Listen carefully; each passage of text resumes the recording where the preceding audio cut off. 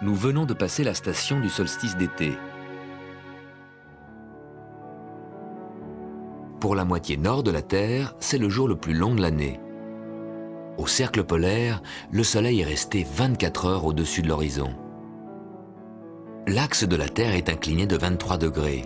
Le cercle polaire se trouve à 23 degrés du pôle, donc juste frôlé par le Soleil. Par contre, au cercle polaire sud, à 23 degrés du pôle sud, le Soleil ce week-end ne s'est pas levé du tout. Même à midi, il reste sous l'horizon.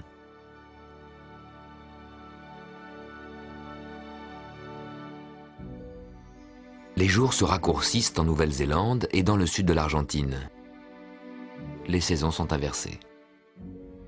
Les rayons du soleil qui arrivent à angle oblique chauffent moins. C'est l'hiver. Dans 6 mois, la Terre sera à l'autre bout de son orbite. Le 21 décembre, c'est le solstice d'été dans l'hémisphère sud, qui maintenant est orienté vers le soleil. À midi, le soleil se trouve à la verticale du 23e parallèle sud, à la verticale du tropique du Capricorne. Pourquoi Capricorne? Parce qu'à ce moment-là, le soleil apparaît dans la direction de la constellation lointaine du Capricorne. Pour le moment, pour nous, dans l'hémisphère nord, c'est le début de l'été. Au pôle Nord et jusqu'au cercle polaire, le jour du solstice, 24 heures de soleil, pas de nuit. Et dans les régions du nord qui ne sont pas trop éloignées du cercle polaire, les nuits avant et après le solstice sont les nuits blanches. À Saint-Pétersbourg, Stockholm, Oslo, Copenhague, Hambourg, Berlin, Londres, Calgary.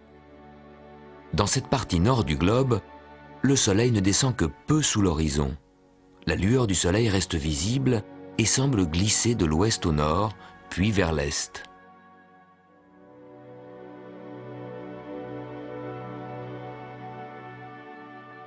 Après le coucher du soleil, il reste une lueur qui glisse lentement le long de l'horizon. Vers minuit, cette lueur est au nord, elle continue vers l'est où très tôt le matin, le soleil se lève. Dans une zone légèrement plus au sud, où se trouvent Paris, Winnipeg ou Vancouver, cette lueur de nuit blanche reste visible jusqu'à minuit et réapparaît vers 3 heures du matin. À peine plus au sud, à Orléans, Zurich ou Montréal, la partie nord de la Terre monte trop haut au-dessus du Soleil et nous empêche de voir sa lueur. À cette latitude, pas de nuit blanche. La lumière dans laquelle et grâce à laquelle nous vivons vient du Soleil. Nos yeux perçoivent cette lumière comme blanche, mais si nous la décomposons, elle révèle toutes les couleurs de l'arc-en-ciel. Cette lumière que nous voyons n'est qu'une faible partie des rayons que le Soleil émet dans l'espace. Au-delà du violet, le Soleil émet des rayons que nos yeux ne peuvent plus voir, ce sont les rayons ultraviolets. Puis les rayons X, qui grâce à leur très haute fréquence peuvent pénétrer certaines matières, comme vos muscles et vos poumons. Puis les rayons gamma, émis aux endroits où la surface du Soleil est la plus chaude. À droite, le spectre de la lumière visible est limité par le rouge. Mais le Soleil émet des rayons que nos yeux ne peuvent pas voir, des rayons infrarouges. Puis les micro-ondes, oui, les mêmes que vous utilisez pour réchauffer vos surgelés, et des ondes à fréquence basse qui sont comme des ondes radio. Pour étudier le Soleil, il faut le scruter au-delà des rayons visibles. Alors que les étoiles lointaines se cachent en nous envoyant trop peu de lumière, le Soleil nous éblouit pour garder son mystère. Ne nous en plaignons pas. Nos yeux sont réglés de manière optimale pour y voir clair de jour et de nuit sur notre vaisseau Terre. C'est exactement ce qu'il nous faut.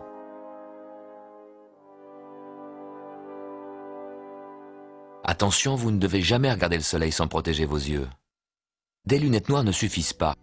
Les verres fumés à la chandelle non plus. Pour observer le Soleil, achetez-vous des petits filtres solaires. Ce n'est pas cher. Ou projetez l'image du Soleil à travers des jumelles sur une feuille blanche.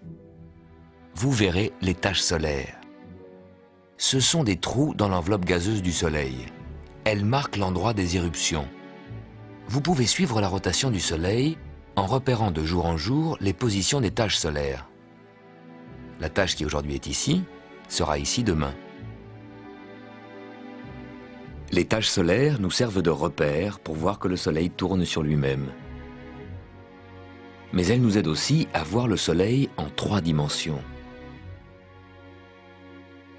Des taches voisines se rapprochent l'une de l'autre quand elles arrivent au bord du disque solaire, parce que justement ce n'est pas un disque, mais une sphère, une énorme boule de gaz. En suivant une tache solaire, vous pouvez aussi vous rendre compte de la dimension de notre système Terre-Lune. Le Soleil est si grand qu'il pourrait largement contenir la Terre et la Lune avec toute son orbite. La Lune fait un tour d'orbite en 4 semaines, comme cette tache qui nous montre la rotation et qui fait le tour du Soleil en 4 semaines. Tout le système Terre-Lune n'est donc pas plus grand que cette étoile nommée Soleil. Les taches deviennent plus nombreuses tous les 11 ans. En ce moment, le Soleil est dans une période calme. Le prochain maximum, c'est pour 2002.